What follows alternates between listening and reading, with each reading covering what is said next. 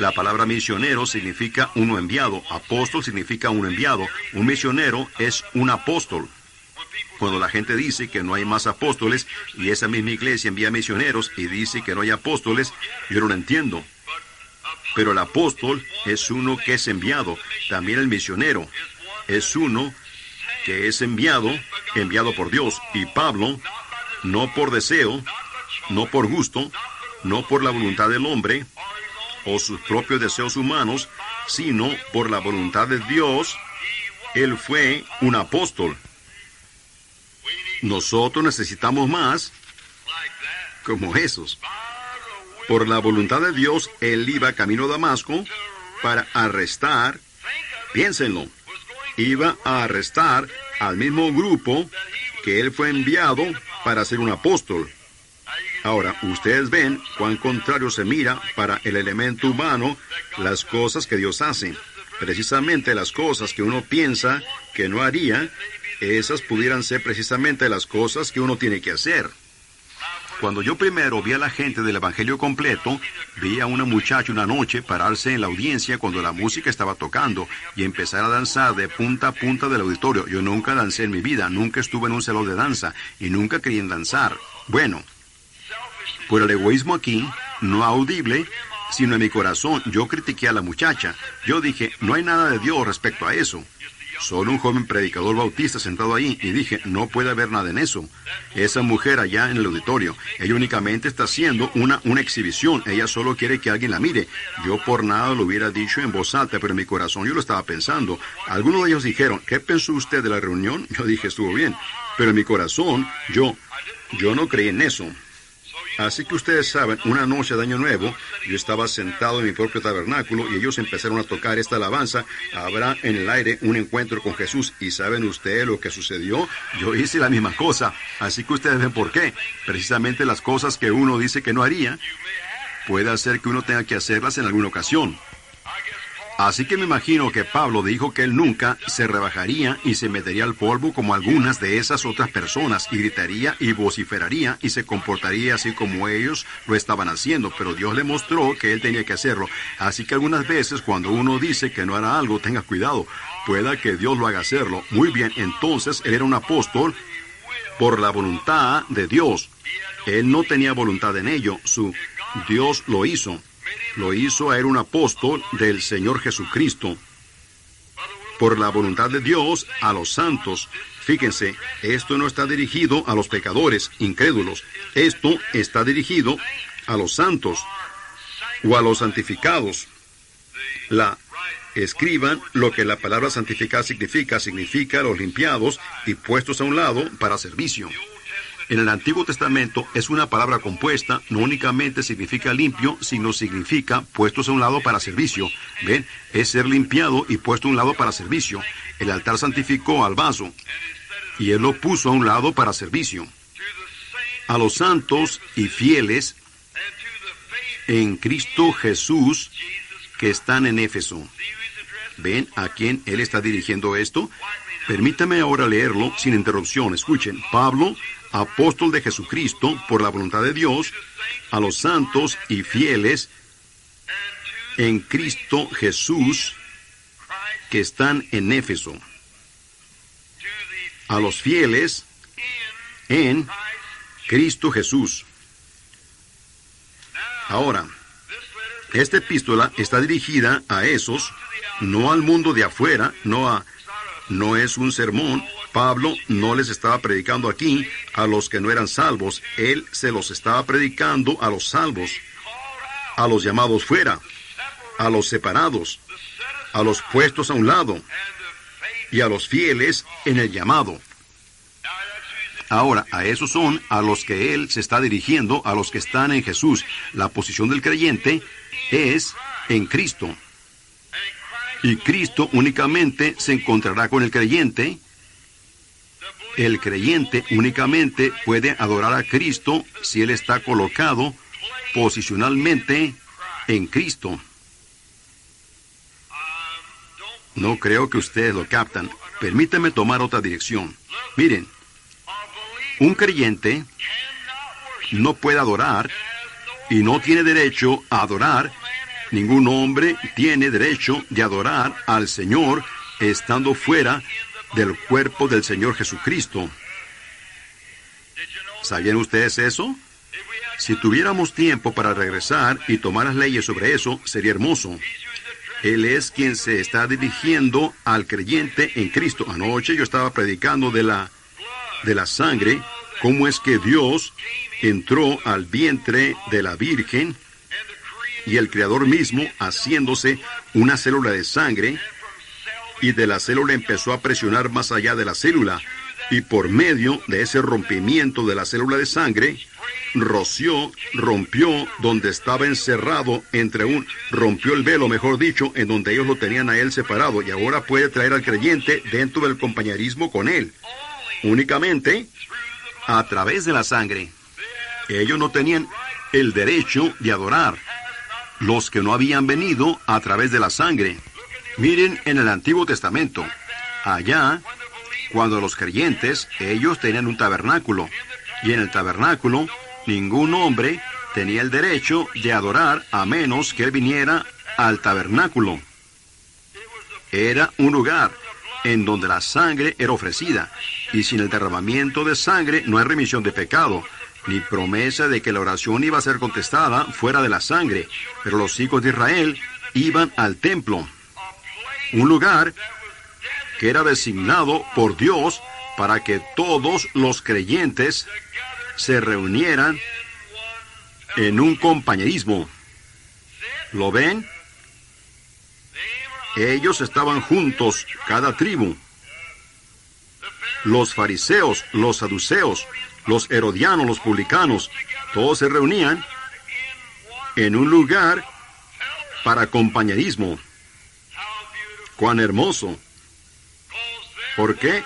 Porque allí el cordero era matado, la sangre era puesta sobre el altar de bronce y los cuerpos eran quemados y el humo subía. Y todo bajo ese humo, lo cual era olor fragante en su nariz a medida que salía del lugar, todo bajo la sangre, tenía el derecho de adorar. ¿De qué hablaba eso? Del Señor Jesucristo. Porque Dios luego vino a su templo en una columna de fuego. Cuando el templo fue hecho un lugar para adorar, para que todo Israel se reuniera, la columna de fuego entró y pasó sobre las alas de 70 pies de los ángeles. Se regresó y pasó sobre los ángeles en la pared. Regresó al propiciatorio, en donde dos grandes querubines de bronce de 14 pies estaban con sus alas juntas una con la otra, y allí se posó. Dios viniendo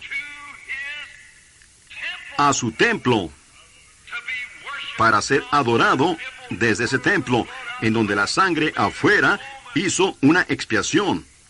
Entonces, cuando Cristo vino a la tierra, cuando Él fue bautizado en el Jordán, al igual que el lavamiento del cordero en el lavatorio de bronce, fíjense, entonces Juan dio testimonio, viendo al Espíritu de Dios como una paloma, descendiendo, y se posó en él, y entró en él. Dios viniendo a su templo.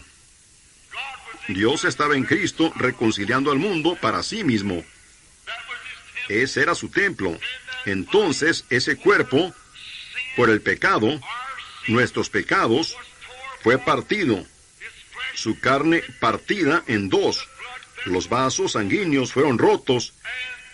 Y allí, ahora, mientras el Espíritu salió de su cuerpo, entonces, todos los creyentes, espero que ustedes lo vean, miren, todos los creyentes que entran a través de la sangre en el cuerpo de Jesucristo, adoran a Dios a través de la sangre derramada de Jesucristo, en donde ellos están posicionalmente colocados en Cristo. ¿Lo ven ustedes?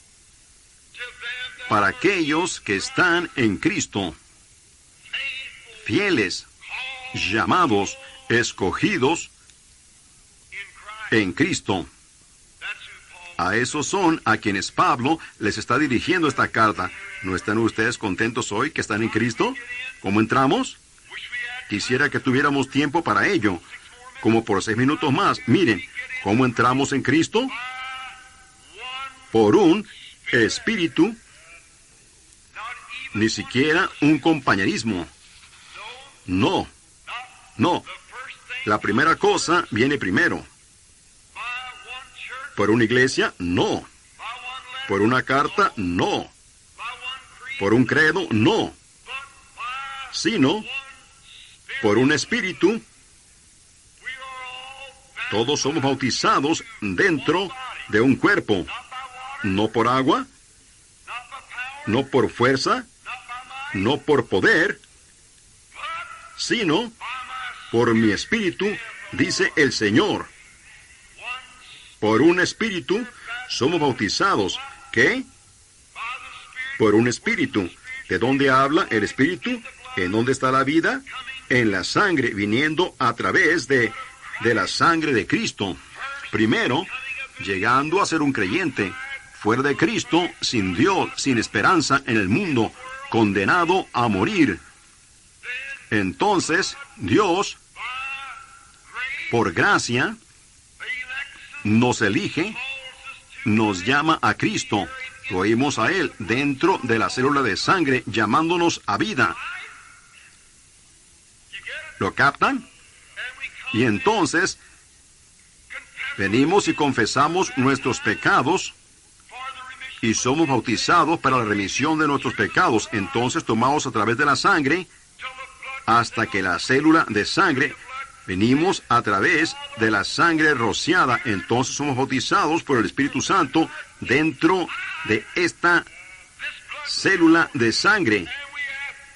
Y tenemos compañerismo uno con el otro, mientras la sangre de Jesucristo, el Hijo de Dios, nos limpia de toda maldad.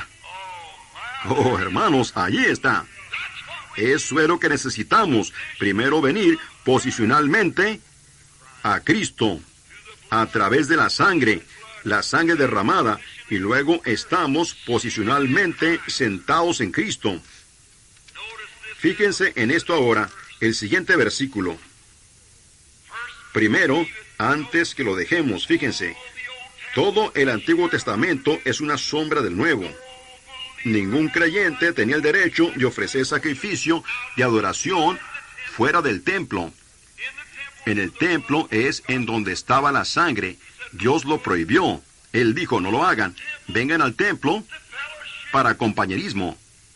Nosotros no tenemos el derecho de ir afuera y empezar credos y denominaciones, destruir personas y separarlas. Debemos de entrar en un compañerismo glorioso por el lavamiento del agua por la palabra, dentro del cuerpo de Cristo a través de la sangre, y nosotros llegamos a ser hijos de Dios, comprados con sangre. Entonces yo no tengo el derecho de decir, porque usted es un metodista, usted no es mi hermano, y usted es un bautista, usted no es mi hermano, o si usted es pentecostal, usted no es mi hermano. Todos hemos sido hechos partícipes de este compañerismo. Después de que hemos venido a través de la sangre, entonces nos sentamos juntos. ¿En qué clase de lugares? Lugares celestiales, como en Cristo Jesús. Lugares celestiales, lugares celestiales. Cuando usted está fuera de Cristo, usted no entiende los lugares celestiales.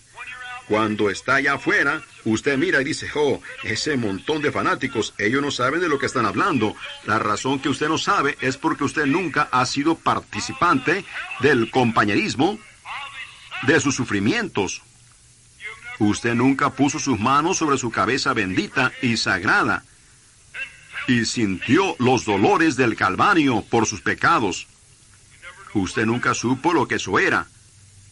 Amigo, compañero, usted no sabe lo que eso significa hasta que suba al Calvario y vea tal precio que fue pagado por usted.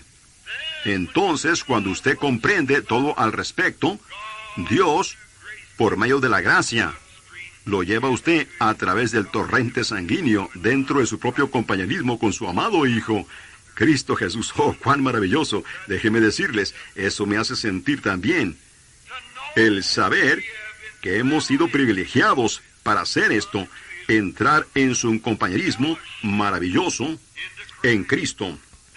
Ahora, entonces, cuando usted está establecido en el compañerismo y amigo, fuera de Cristo, fuera de su compañerismo, usted no tiene el derecho de decir que la gente que está en el compañerismo, que cree en lo sobrenatural, está fuera de su mente, porque usted nunca ha probado para ver que el Señor es bueno. Usted nunca ha venido a través de esto para entrar en este compañerismo. O usted pudiera creerlo, usted pudiera aceptarlo. Usted pudiera decir, sí, yo creo que la Biblia está correcta, yo también voy a la iglesia. Pero ¿ha muerto a usted mismo? ¿Y nacido otra vez? Dejando todo lo de afuera y traído a la sangre para entrar en este compañerismo y sentarse en lugares celestiales en Cristo Jesús, lo que Dios puede hacer. Cómo la revelación de Dios puede moverse a través de la audiencia de esa manera cuando todos nosotros hemos sido participantes de este mismo compañerismo, ¿ven? Y ahora, esos son a los que Pablo les está dirigiendo esta epístola. Y solo por un minuto o dos más, Pablo les está dirigiendo esta epístola a aquellos que están en Cristo Jesús. ¿Ven ustedes? Y a los fieles que están dentro. ¿Ven cómo entramos? Ninguno afuera tiene el derecho a entrar. Ninguno sin venir a través de la sangre puede estar adentro. Oh, él dice, yo vine a través de la sangre. Y él está sentado allí mismo diciendo, yo no entiendo estas cosas. Seguramente que no. Él está pretendiendo que vino a través de la sangre. Pero si él alguna vez llega a ser un hijo y un participante, él es su hermano. Y él está, que es él, el mismo espíritu que estaba en Cristo, está en usted y en él. Y ustedes son conciudadanos. Oh, hermanos, esa es la palabra que yo quiero. Yo he estado dándole vuelta por media hora para encontrarla. Conciudadanos del reino espiritual. Ciudadanía. ¿No están ustedes contentos en esta noche que la tienen? Conciudadanos del reino de Dios. Esperando que el rey venga algún día. Ahora, nos apresuraremos. Gracia y paz a vosotros, de Dios, nuestro Padre, y del Señor Jesucristo. Él les está dando su saludo o su salutación a la iglesia. Bendito sea el Dios y Padre de nuestro Señor Jesucristo, que nos bendijo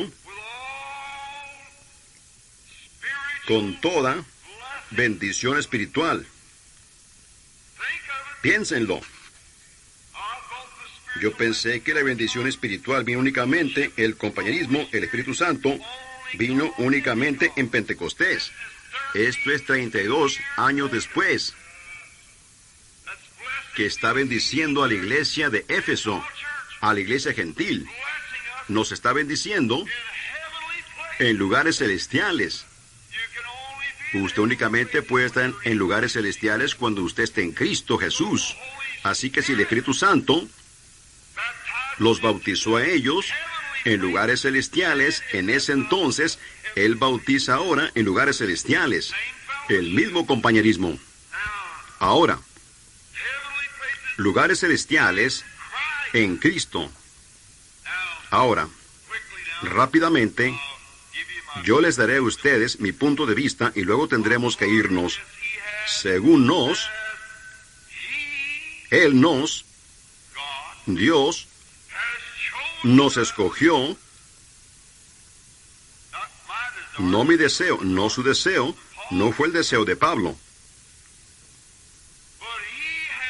Según nos escogió en Él antes de la fundación del mundo. ¿Pensaron ustedes en eso?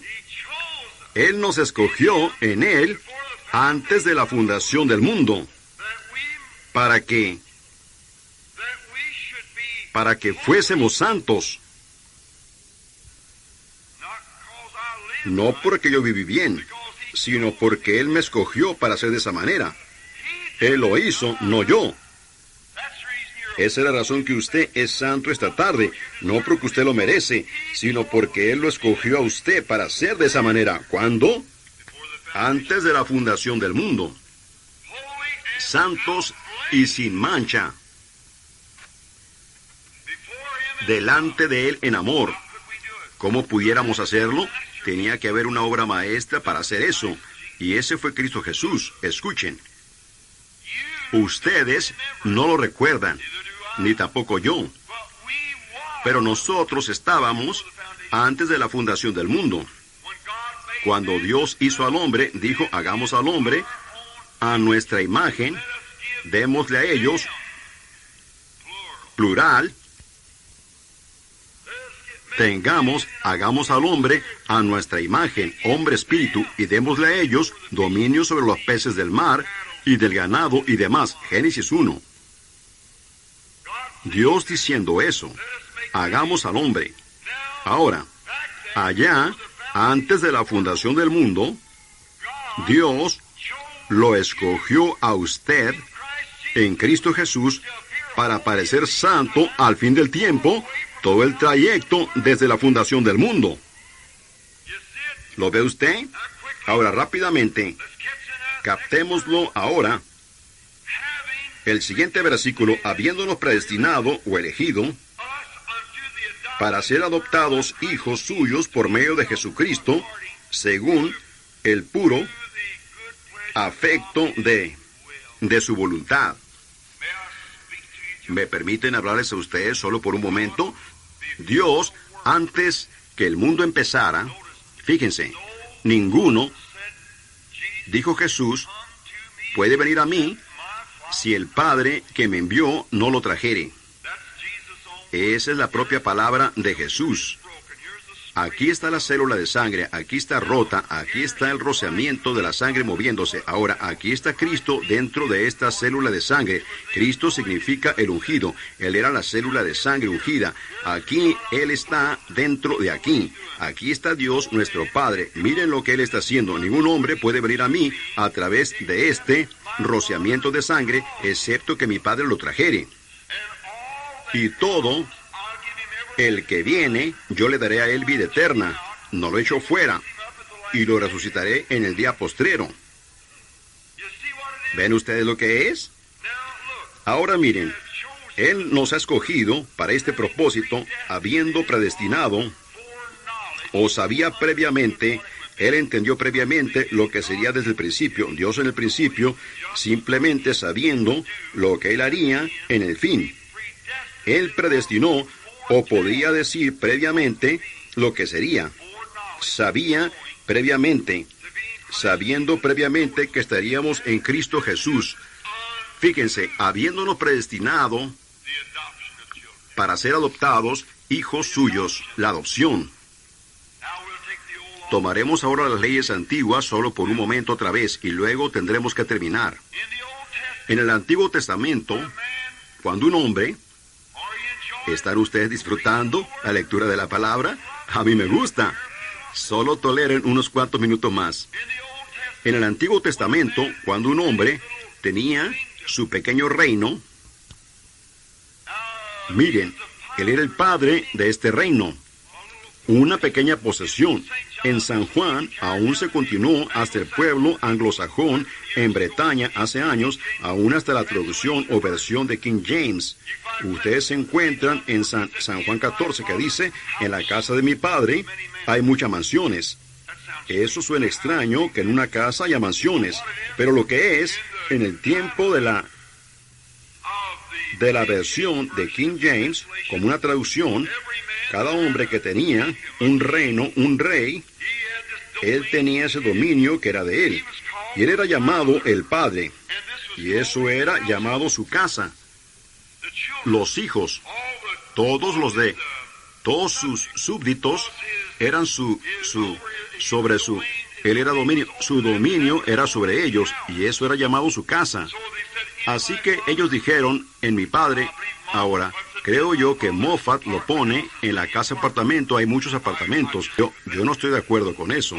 Pero En el original dice, en el reino de mi padre hay muchos palacios. Eso suena mejor, ¿no es así? Correcto.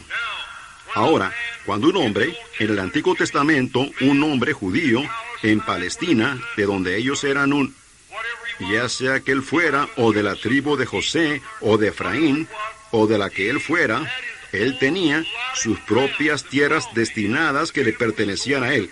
La historia hermosa de Ruth, cuando regresó con Noemí, cuando Noemí había perdido toda su herencia, y Boaz la redimió.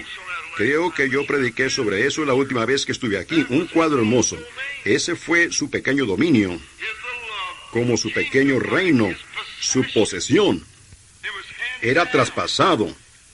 Uno le seguía al otro. Ahora, cuando un padre se casaba y cuando este muchacho, heredaba lo que su padre tenía, sus hijos nacían. Ahora, cuando ese muchacho nacía en este pequeño, nosotros le llamamos acres pequeños o una granja pequeña. Cuando él nacía allí, el padre tenía siervos todo alrededor, pero el hijo era criado bajo un tutor o maestro o instructor. Gálatas, el capítulo 4, versículos del 1 al 5, da un cuadro hermoso de ello. Cómo estábamos bajo tutores por tanto tiempo. Pero ahora, cuando este hijo nacía, él llegaba a ser un hijo, en el mismo momento que él nacía en la familia. ¿Lo captan ustedes? Ahora, entonces había un tutor sobre ese muchacho para educarlo y criarlo. Bueno, él no era más que un siervo, dice la epístola a los Gálatas, hasta que él llegaba a una edad, un tiempo limitado que era establecido. Y este tutor siempre le llevaba el reporte al padre: tu hijo está progresando bien, o lo que fuera. Y ahora, ahí es en donde yo no estoy contradiciendo, mi hermano querido, pero miren, tómenlo como de alguien quien los ama. Ahí es donde los pentecostales fallaron en ver esto. ¿Ven? Si el Espíritu Santo quizás no queriendo darlo entonces, miren, cuando ustedes nacieron otra vez del Espíritu Santo, ustedes dijeron, esto es, hermano, si era, ustedes eran hijos. Ustedes eran hijos sin lugar a duda. Ustedes nacieron en la familia.